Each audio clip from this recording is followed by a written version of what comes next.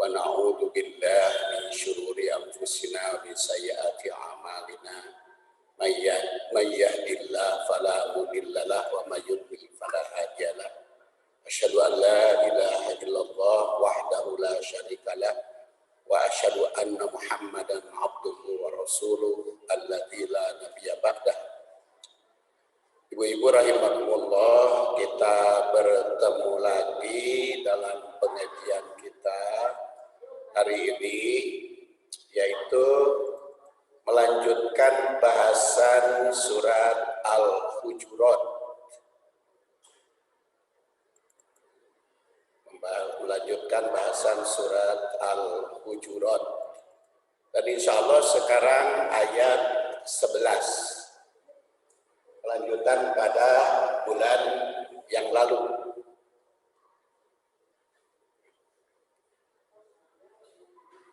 Sudah ada ya, Bu? Surat Al-Hujurat ayat ke-11.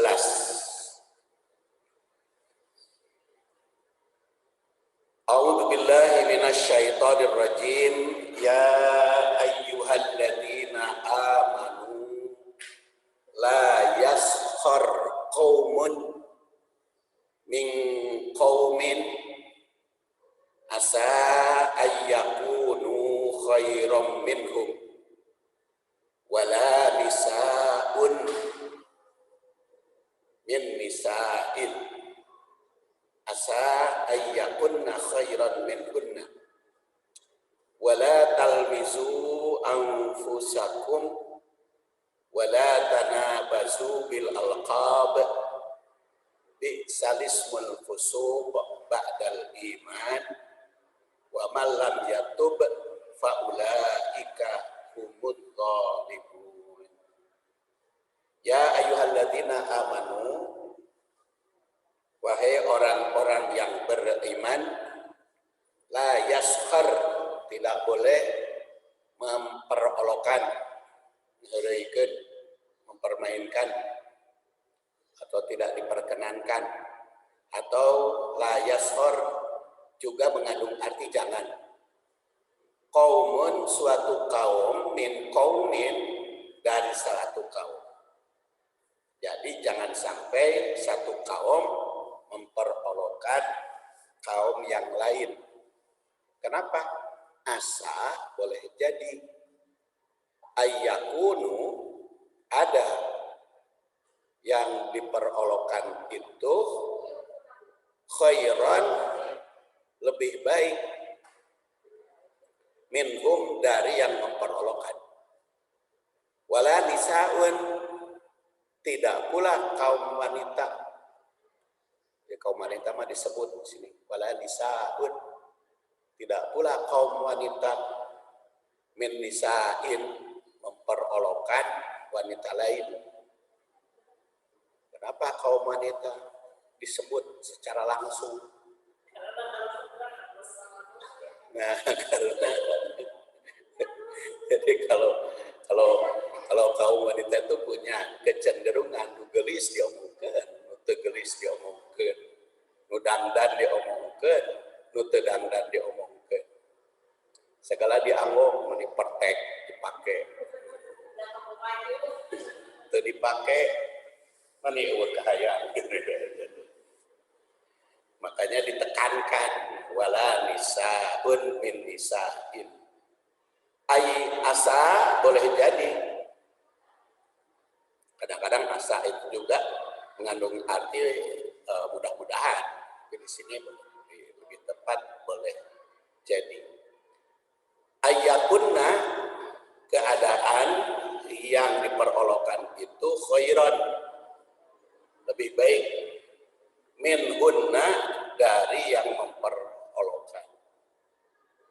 Wala talmizu, dan jangan mencela atau menghina atau merendahkan, atau lebih baik mencela, karena di dalam surat Al-Lumajah kan wailul likulli humazatil lumazah. Anfusakum, dirimu, Wala tanabazu bil alqab, dan jangan memberikan julukan-julukan dengan suatu lakob atau istilah lakob itu yang tidak menyenangkan. Ini menyebut dengan julukan yang tidak menyenangkan bagi yang disebut atau yang dikasih nama. Bisa sejelek-jelek al-ismu, nama. Jadi di dalam ini ditulisnya bisal ismu, tapi kalau ibu membaca bisalismu. Bisalismu. Jadi jangan bisal ismu, tapi bisalismu. Al-ismu nama, al-fusuq fasik atau kedurhakaan atau pelanggaran. Ba'dal iman, setelah iman. Jadi sejelek-jelek julukan adalah menyebut fasik kepada orang yang beriman. Apalagi kalau nyebut kafir, nyebut fasik saja tidak boleh kalau kepada orang mukmin. Wa man lam yatub, barang siapa yang tidak mau tobat dari perbuatan yang dilarang itu, faulaika, itulah mereka adzalimun, orang-orang yang zalim. Jadi orang yang tidak segera berhenti dari perbuatan itu, maka dikelompokkan pada orang zalim, dan sekaligus juga mempunyai makna bahwa mencela, kemudian menghina, kemudian memberikan lakob kepada yang tidak layak, atau memberi nama kepada yang tidak sesuai, itu merupakan suatu kezaliman. Jadi masuk kepada kelompok kezaliman, karena malam yatub wa ulaika humud dzalimun. Itu jamahnya. Sekarang kita lihat kaitan dengan ayat. Kalau di dalam ilmu tafsir namanya munasabatul ayat. Munasabatul ayat itu kaitan atau tanasub. Jadi mungkin kalau tafsir itu ada beberapa langkah ya. Mulai dari teks ayat atau naskul ayat, kemudian tarjamah, kemudian setelah tarjamah itu tanasub, kaitan ayat dengan ayat sebelumnya, itu munasabatul ayat namanya.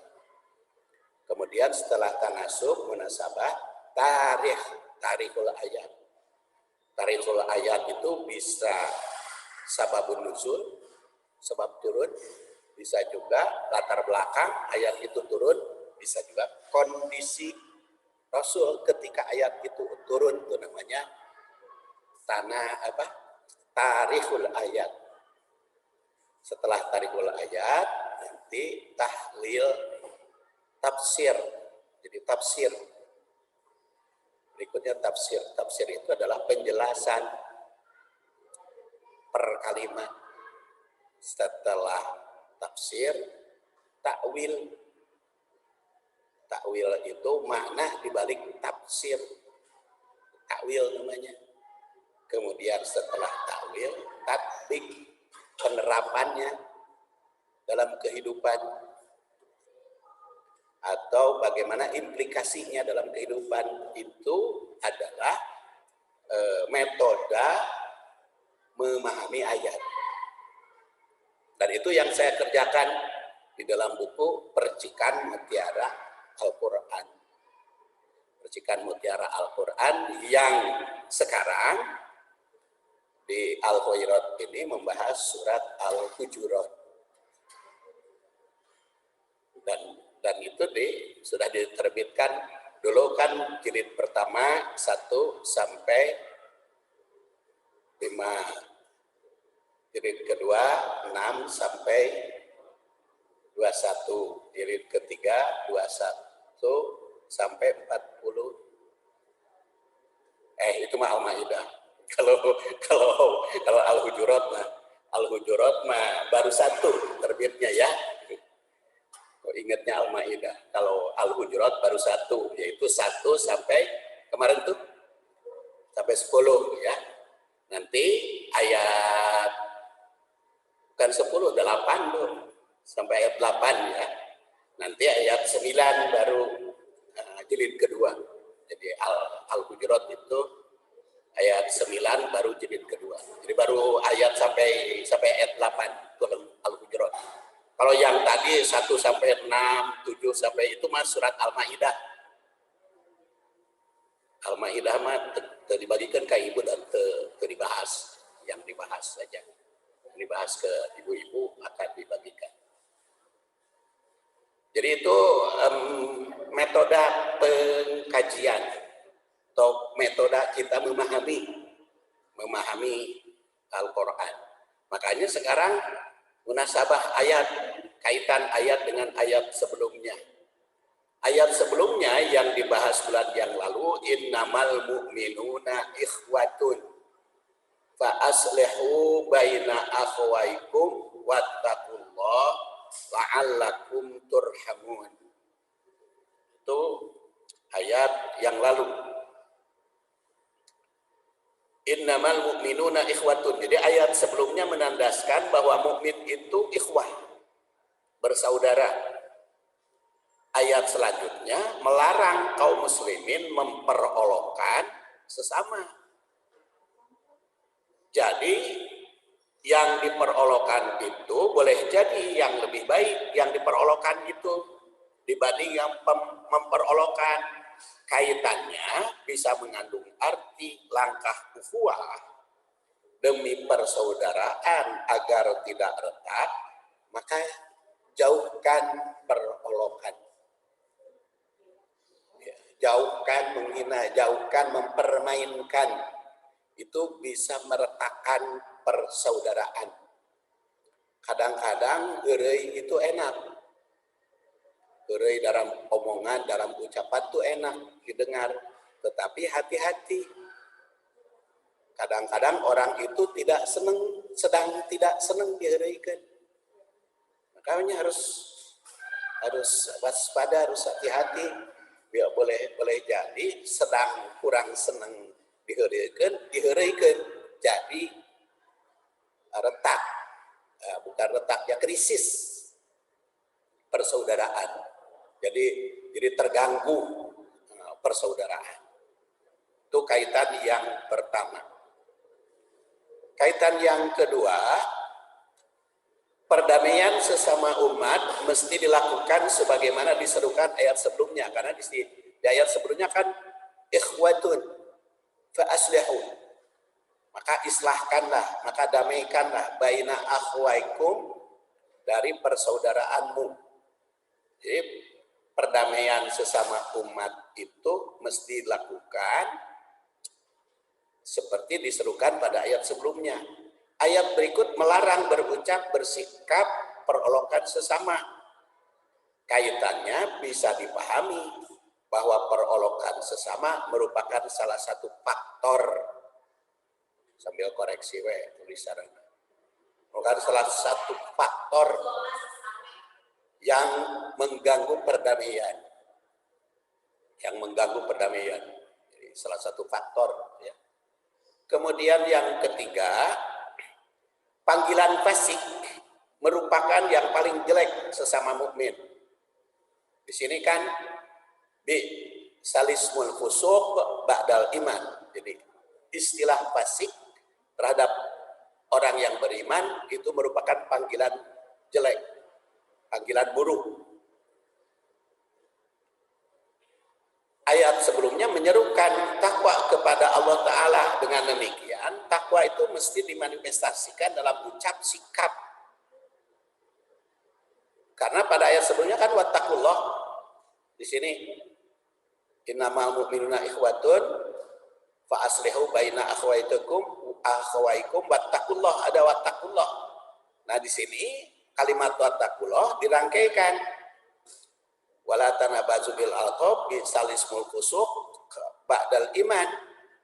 Jadi Jadi di dalam rangka takwa kepada Allah juga manifestasi kepada wanita, kepada sesama. Harus hati-hati di dalam berucap. Istilah-istilah. Makanya kalau di dalam hadis Rasul mengatakan kul khairat au liyasmut, berkatalah baik atau diam. Jadi rada ditahanlah banyak ngobrol yang tidak manfaat, ya. Banyak ngobrol yang tidak bermutu. Jadi obrolan itu harus berbobot, saling membahagiakan, saling mendamaikan, jangan menimbulkan keretakan sesama umat. Karena sesama umat harus dijaga agar menjuluki sesama mukmin itu dengan julukan jangan yang tidak enak diistilahkan. Nah, itu adalah tanasubul ayat atau hubungan ayat ini dengan ayat sebelumnya. Sekarang kita lihat tarikh ayat atau sejarah atau sababun nuzul. Diriwayatkan dalam berbagai kitab hadis bahwa di Madinah orang itu memiliki 2 atau 3 nama yang populer. Yang populer di Madinah itu memiliki 3 nama minimal, ya. Makanya kalau orang Arab itu nama marga selalu disebut, tidak pernah ketinggalan nama marga itu. Itu biasanya nama bapak dan aki di bawah. Saifuddin, Ahmad Satibi, Muhammad Karta. Jadi itu ayah saya Satibi, kakek saya Muhammad Karta Mangku Alam. Jadi dipanggil kita Saifuddin, Ahmad Satibi, Muhammad Karta. Itu kalau orang Arab. Makanya kalau kita mau berumroh juga harus ada 3 nama. Tidak boleh 1 nama.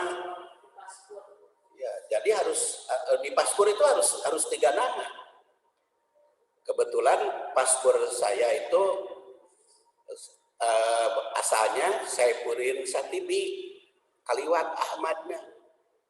Jadi pas begitu mau berangkat dicek dulu ke imigrasi, bayar 250.000, ditulis ujungnya Ahmad. Jadi Saifuddin Satibi Ahmad. Jadi itu karena harus 3 di Arab itu. Dan kita juga kalau mengutip pasti 3-3 contohnya Al-Bukhari itu Abu Abdillah Muhammad bin Ismail Al-Bukhari. Coba Ibu ingin tahu saya nama Bukhari siapa? Saya sebut Abu Abdillah Muhammad bin Ismail Al-Bukhari. Nama Al-Bukhari siapa? Ya, Abu Abdillah Muhammad bin Ismail Al-Bukhari. Nama Imam Bukhari siapa? Nama Imam Bukhari adalah Muhammad. Abu Abdillah, Abu itu bapak, Abdillah anaknya. Jadi bapak Abdullah Muhammad bin Ismail Al-Bukhari. Abu Isa Muhammad bin Isa At-Tirmidzi. Jadi itu Muhammad. Atau Muhammad bin Majah, Muhammad itu. Jadi penyusun kutubus sitah itu tiluan nama Muhammad. Itu Al-Bukhari, At-Tirmidzi, Ibnu Majah, namanya Muhammad.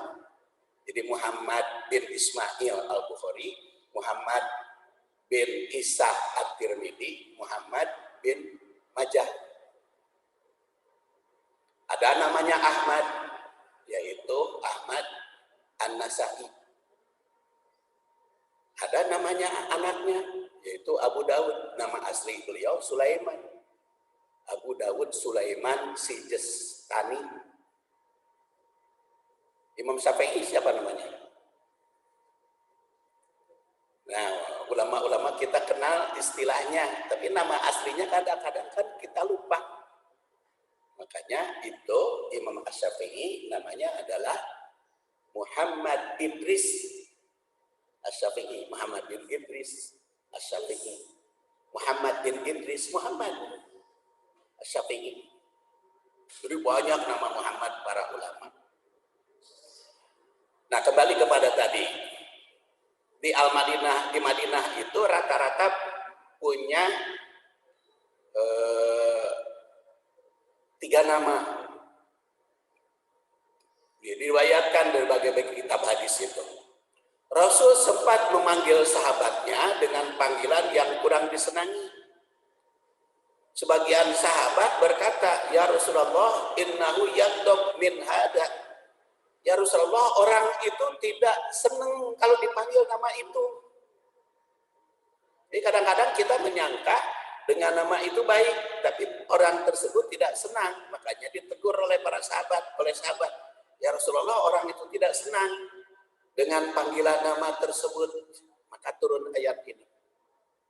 Jadi secara historis, sababun nuzul, ayat ini berkaitan dengan panggilan nama. Rasulullah memanggil nama seseorang yang kurang disenangi. Kemudian Ahmad, Abu Dawud itu juga meriwayatkan hadis tersebut.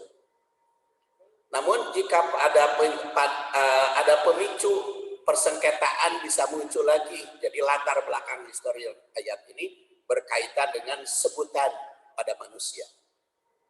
Tapi kan seperti biasa, kalau sebabnya sedikit, tapi ayat nama panjang. Kadang-kadang sebabnya banyak, ayatnya satu. Kadang-kadang sebabnya sedikit, tapi ayatnya panjang. Seperti ini, sebabnya masih sedikit, cuman memberikan julukan, tetapi kan yang dilarang oleh ayat ini banyak, bukan hanya julukan. Namun tentu saja walaupun sebabnya sedikit, tapi ayatnya banyak, isinya yang berbentuk persaudaraan. Itu harus tetap dijaga. Mangga. Ya. Ya.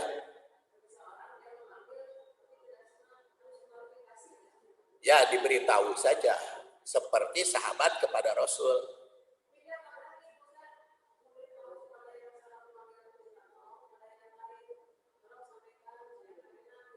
Iya, terus terang saja.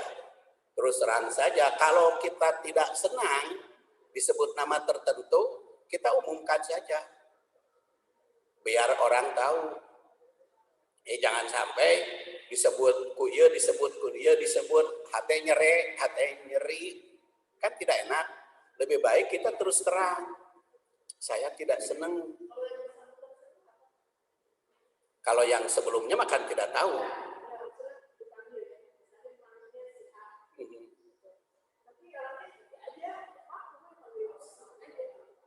Kalau senang mah nggak apa-apa. Walaupun panggilannya jelek, tapi kalau dia senang disebut panggilan jelek, seperti sahabat ada namanya Al-A'raj, kan pincang, tapi dia senang dipanggil itu. Tapi seperti Abu Hurairah itu kan namanya Abdurrahman bin Sokhar, tapi panggilan oleh Rasul disebut Abu Hurairah. Hurairah itu kan kucing kecil. Ya, Rasul itu menyebut, "Hei, Bapak kucing kecil." Tapi si Abu Hurairah itu seneng. Nggak apa-apa kalau seneng.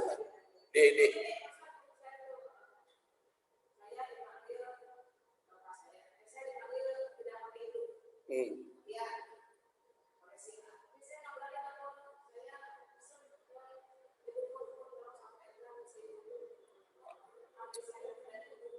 Ya boleh aja. enggak kalau enggak berani mah. Jadi kan amanat. Jadi yang menyampaikannya enggak berani. Iya, aku tidak berani mah kumaha. Lebih baik belak-belakan.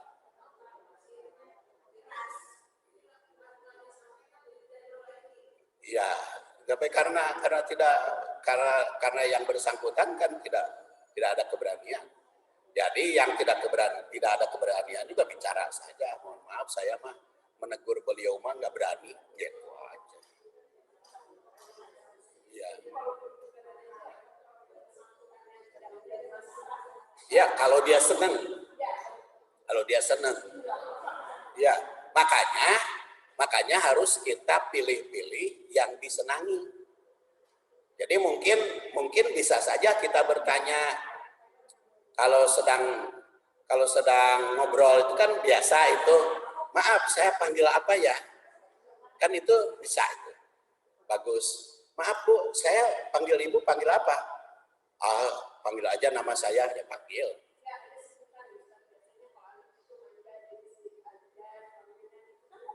Iya, kalau yang bersangkutannya senang.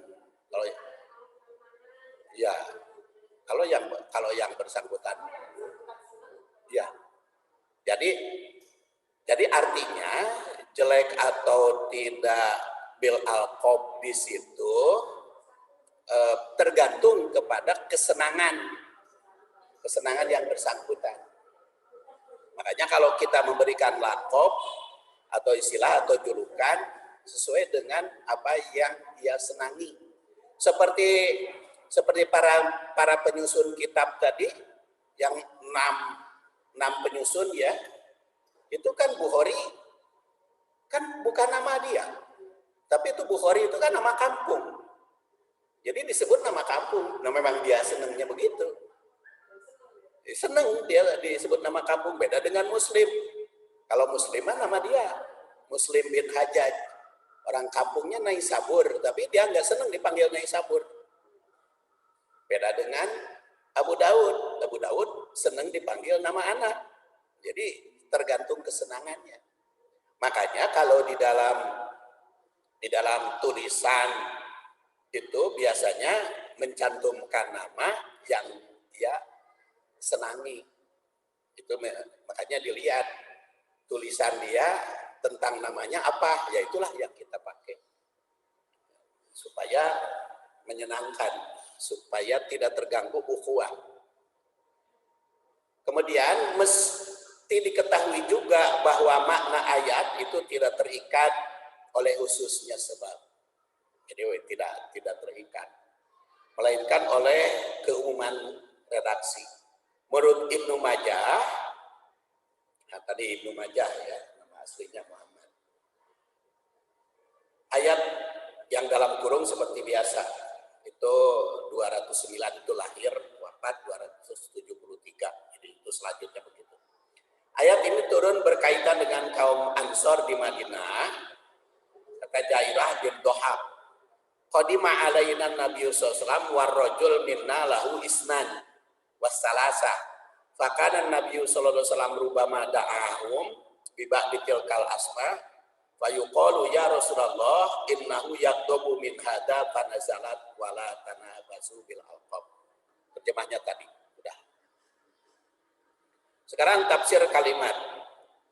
Ya ayyuhalladzina amanu la yaskhar qaumun min qaumin. Ya ayyuhalladzina amanu, wahai orang yang beriman. Dalam surat Al-Hujurat ini merupakan panggilan keempat. Ya ayyuhalladzina amanu. Pertama, ya ayyuhalladzina amanu la tuqaddimu baina yadaillah, ayat pertama. Kedua, ya ayyuhalladzina amanu la tarfa'u aswatakum, ayat kedua. Tarfa'u aswatakum. Yang ketiga, ya ayyuhalladzina amanu in ja'akum fasikum binaba'in fatabayyanu. Dan yang keempat, ya ayyuhalladzina amanu la yaskhar qaumun min qaumin. Jadi surat Al-Hujurat ini banyak panggilan ya ayyuhalladzina amanu. Yang pertama menyeru tidak boleh mendahului Allah dan Rasul. Ayat kedua melarang meninggikan suara di depan Rasul. Yang ketiga, setiap muslim agar waspada terhadap berita orang fasik. Dan ini berkaitan dengan pergaulan sesama.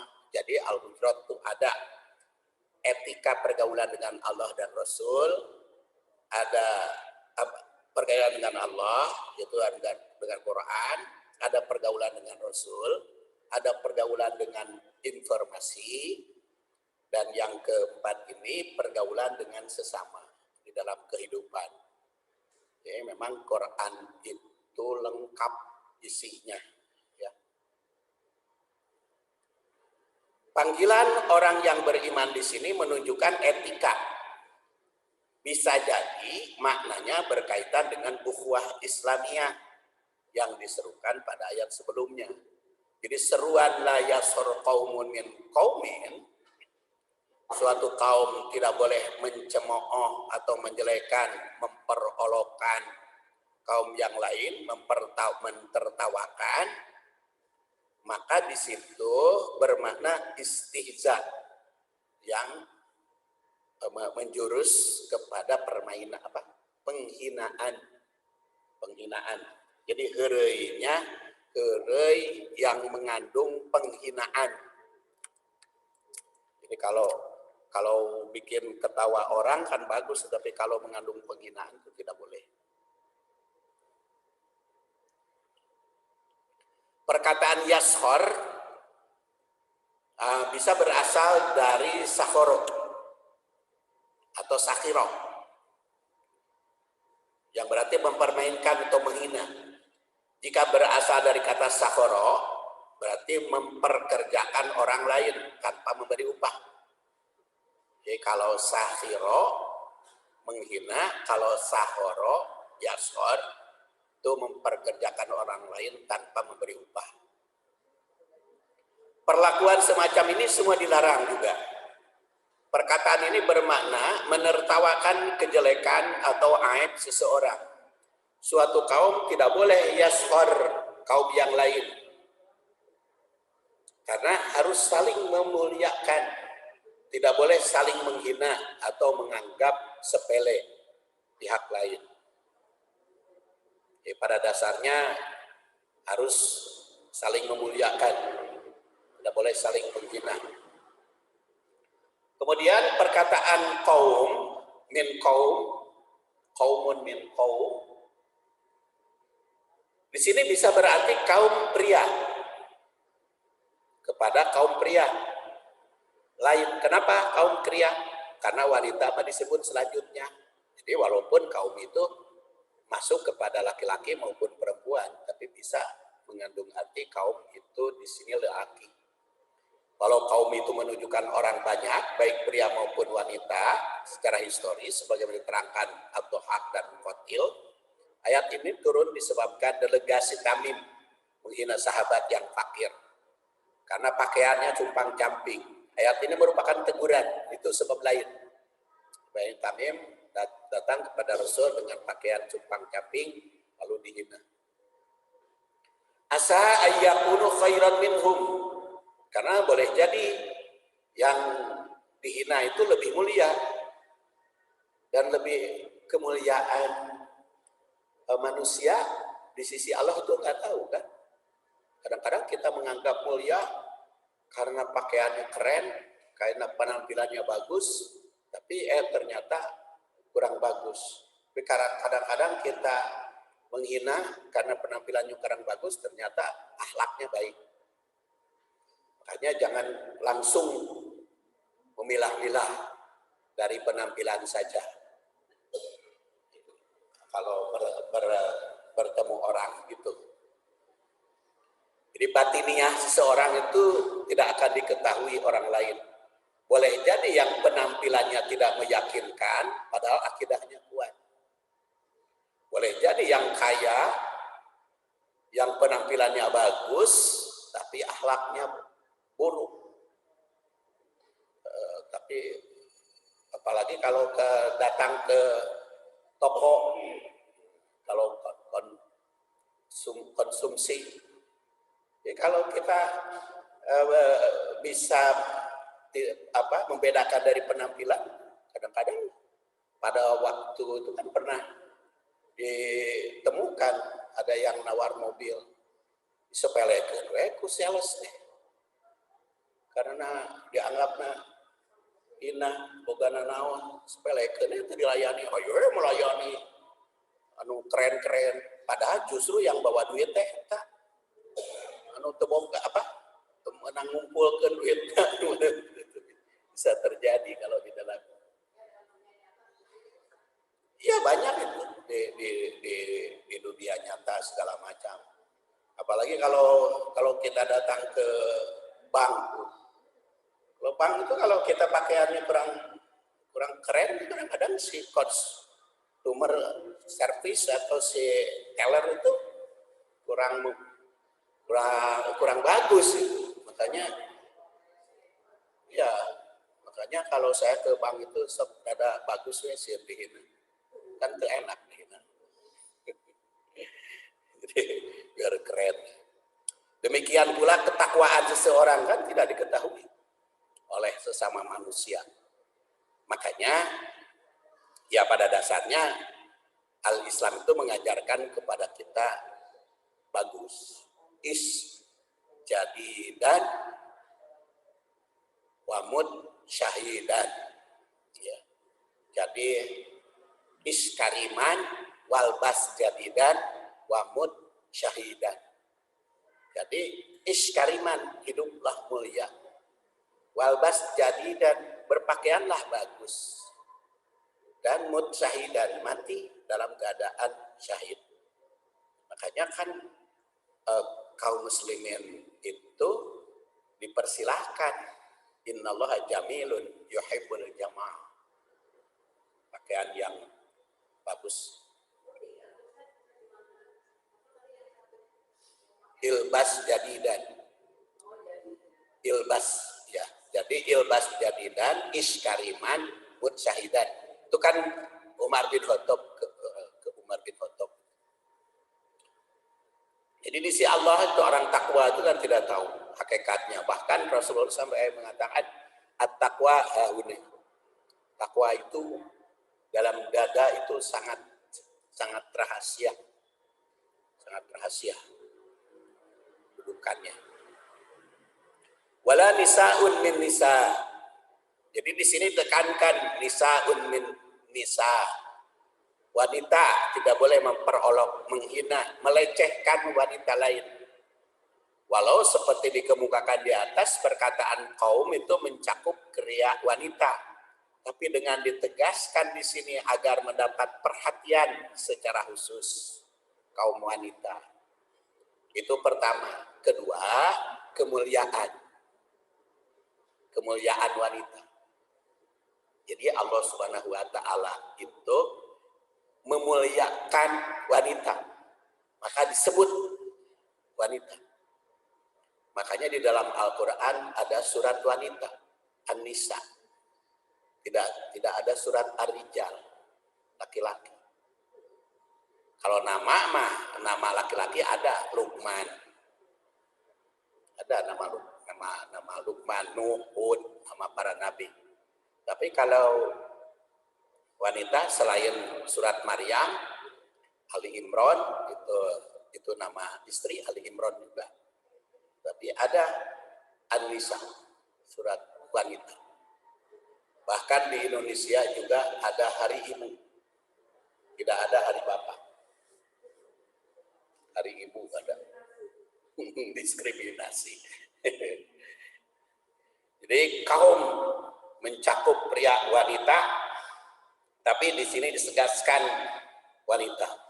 Jadi boleh jadi kaum wanita itu lebih banyak yang melakukan penghinaan. Jadi sasarannya itu bisa teguran kepada wanita karena banyak yang melakukan, maka dikritik oleh ayat ini. Bisa juga merupakan kemuliaan kaum wanita, maka dipanggil nisa wala nisaun bin nisa. Karena wanita cantik rupanya banyak dihormati oleh sesama wanita. Kalau wanita itu cantik pasti dihormati, bukan hanya oleh pria, oleh wanita juga. Jadi kaum wanita begitu. Jadi oleh laki-laki pasti dihormati. Tapi oleh sesama wanita juga begitu, dibedakan. Kalau yang cantik. Sementara yang kurang cantik itu mendapat perlakuan beda oleh wanita lain. Nah, ini jangan seperti itu. Ya, harus sama. Ini hikmahnya ditegaskan bahwa wanita jangan menghina sesama wanita. Dan secara historis menurut Al-Qurtubi, Al-Jauzi, Ibnu Jauzi Al-Maroki ini turun. Ada kaitannya juga dengan Sofiyah binti Huyai. Huyai bin Akhtab. Beliau mengatakan, wahai Rasul, banyak wanita yang mencela aku dengan nama ya Yahudiyah binti Yahudiyah. Wahai wanita Yahudi, anak Yahudi. Kan Sofiyah itu wanita cantik. Kenapa wanita cantik? Ada salah satu sejarah. Jadi ketika Rasulullah SAW berada di dekat Sofiyah, kemudian para sahabat datang pada Rasul. Tetapi sahabat tuh laki-laki pan naon terpesona oleh Sofiyah karena kecantikannya Siti Sofiyah. Karena itu kan putra Huyai bin Akhtab. Huyai bin Akhtab itu Yahudi. Nah, saking cantiknya jadi para sahabat tuh ngiler itu pada Siti Sofiyah. Nah, maka Rasul langsung, hadi Sofiyah, ini Sofiyah istriku, kata Rasulullah.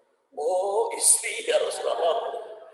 Makanya kata Rasulullah, innal mar'ata tuqbilu bisurati syaiton wa tudbiru bisurati syaiton. Makanya wanita itu berhadapan ada setannya. Kalau membelakang ada setannya. Jadi bukan setan Sofiyah nama, tapi itu ada daya tarik. Makanya ada godaannya. Ada godaannya. Makanya harus hati-hati kalian kalau melihat wanita. Ya kalau para sahabat melihat wanita cantik killer itu ya mungkin manusiawi aja, maka ditegur oleh Rasulullah SAW. Nah, sayangnya oleh para wanita itu kepada Sofiyah sering disebut ya Yahudiyah. Itu tidak senang Sofiyah itu dipanggil turunan Yahudi. Anak Yahudi, walaupun memang betul dia itu putri Yahudi, tapi kalau dipanggil Yahudi ya gak senang. Makanya mengadu, ya Rasulullah, kenapa sih kaum wanita memanggil saya wahai wanita Yahudi? Ya makanya kata Rasulullah, katakan saja olehmu, hal qulta inna abi Harun wa inna ami Musa wa inna zauji Muhammad. Katakan saja, ayahku Harun dan pamanku Musa, suamiku Muhammad. Rasul kan itu kemuliaan. Jadi nggak usah merasa dihina. Tapi kalau engkau nggak seneng panggil Yahudi, ya katakan. Jadi itu oleh ayat ini berkaitan. Jadi jangan memanggil nama yang kurang disenangi. Walaupun mungkin para wanita itu tidak menghina, ya sewajarnya aja. Tetapi kalau tidak senangnya, tegur saja. Hanya tadi ibu boleh aja tegur kepada yang tidak senang. Itu saya tidak senang dipanggil eta, wae, ya ucapkan saja kita sendiri. Asa ayakunna khairan minhun, karena boleh jadi yang dihina itu lebih baik dari yang menghina. Asa minhunna ayakunna khairan minhun. Seperti Sofiyah yang sempat diolokkan wanita lain, ternyata menurut Rasul punya kebaikan melebihi yang menghinanya. Itu boleh pula wanita yang dihina itu ketakwaannya kan lebih unggul. Nah, takwa sebagai sangat tersembunyi, ya, tidak akan diketahui hakikatnya oleh manusia. Rasulullah SAW itu menandaskan seperti tadi yang saya katakan, at-taqwa hahuna. Makanya sini nih, at-taqwa hahuna. Takwa itu di sini, di dadaku. Bihasimri min syar ayah takira akhahul muslim. Ya, dalam hadis ini tegaskan muslim itu bersaudara, jangan berkhianat, jangan ada dusta, tidak boleh menelantarkan, dan takwa di dalam dada. Wala talmisu anfusakum, janganlah talmisu. Nah, gitu, lamaja yalmisu itu berarti mencela, mengejek. Tapi terkadang menjadi lumajah yang berarti tukang adu domba atau tukang memfitnah dan menjelek-jelekan. Menjelekkan diri sendiri juga tidak boleh. Jangan pula menjelekkan orang lain. Ayo diri sendiri jelek-jelekan di depan orang, itu juga tidak boleh. Jadi seperti apa adanya kita bersifat adil. Karena wailul likulli humazatil lumajah di sini. Celaka kalau di dalam surat Al-Lumajah. Dan ada hadis juga sababul mu'min fiskun wa qitaluhu kufrun.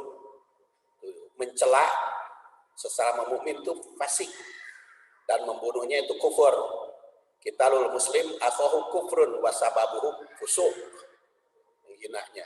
Wala tanabazu bil alqab, jangan tanabuz, itu memanggil nama dengan celaan, yaitu dengan alqab, alqab yang tidak disenangi tadi. Bi salismul fusuq ba'dal iman, nyebut fasik kepada orang mukmin itu termasuk panggilan yang sangat jelek. Jadi kalau kepada mukmin tidak boleh menggunakan panggilan jelek. Makanya jangan kita mudah menyebut kafir. Apalagi kafir, fasik aja di sini tidak boleh. Fasik itu kan artinya doraka. Jadi kalau sesama mukmin tidak boleh menyebut fasik saja, apalagi menyebut kafir. Karena di situ man qala li akhihi ya kafir faqad ba'a biha ahaduhum. Kalau nyebut kepada sesamanya kafir, boleh jadi di antara dua ada yang jadi kafir. Hanya jangan menyebut panggilan kafir. Wa man lam yatub fa ulaika humud dzalimun. Barang siapa yang tidak mau taubat, itu orang yang dolim. Jadi pengunci ayat ini memberi isyarat bahwa satu, apa yang dilarang itu merupakan dosa yang harus ditaubati. Kedua, ancaman bagi orang yang berbuat dosa tersebut sebagai dolim. Ketiga, jaminan bila telah bertobat dosa, kemudian segera tobat, maka terbebas dari kezaliman. 4, jika tidak mau dikelompokkan pada orang dolim, maka segera tobat. 5, salah satu sifat kezaliman adalah tidak bertobat. Beberapa ibroh atau takwil ayat. Pertama, panggilan keempat dalam surat Al-Hujurat untuk orang yang beriman agar disiplin menaati aturan Allah. Isi yang diserukan dalam ayat ini adalah menjaga akhlak. Ya, akhlak itu kemaslahatan bersama. Kedua, jika dikaitkan dengan ayat sebelumnya yang menandaskan bahwa sesama muslim itu bersaudara, maka ayat berikutnya mengungkap faktor yang dapat meretakkan persaudaraan. Faktor yang membahayakan persaudaraan itu pertama memperolokkan, kedua menganggap rendah pihak lain, ketiga mencela, keempat memberikan julukan dengan tidak layak, kelima menyebut fasik pada mukmin. Ibrah ketiga, jangan menganggap rendah pihak lain. Sebab boleh jadi yang dihina itu lebih mulia daripada yang menghina. Memuliakan semua pihak akan mengangkat derajat diri sendiri. Jadi kalau kita ingin ditinggikan derajat, tinggikan derajat orang. Kalau kita tidak mau dihina, jangan menghina orang. Kalau aib kita tidak mau katohyan, jangan membuka aib orang. Keempat, memperolokkan orang, menghina, mencela, memberi julukan buruk, menuduh durhaka, semua itu termasuk perbuatan zalim. Kemudian segera bertobat. Jadi kalau sudah terlanjur, kita kadang-kadang menyebut julukan pada orang lain, maka harus segera bertobat. Kemudian segera bertobat dari segala dosa agar mendapat ampunan. Kemudian tatbik, beberapa implikasi. Mukmin itu umat yang berdamai, bersaudara, maka mesti menjadi ucap, sikap, dan tindakan. Kemudian jika bertemu sesama mukmin, maka harus saling memuliakan. 3, salah satu pengertian dolim dalam ayat ini adalah kurang baik, memperolokkan sesama atau meletakkan orang lain bukan pada tempatnya. Itulah ibu-ibu, mudah-mudahan ada guna manfaatnya. Segera saya kurang 10 menit karena asar hari ini jatuh pada jam 3:06. Subhanakallahumma wa bihamdik asyhadu an la ilaha illa anta astaghfiruka wa atubu ilaik. Assalamualaikum warahmatullahi wabarakatuh.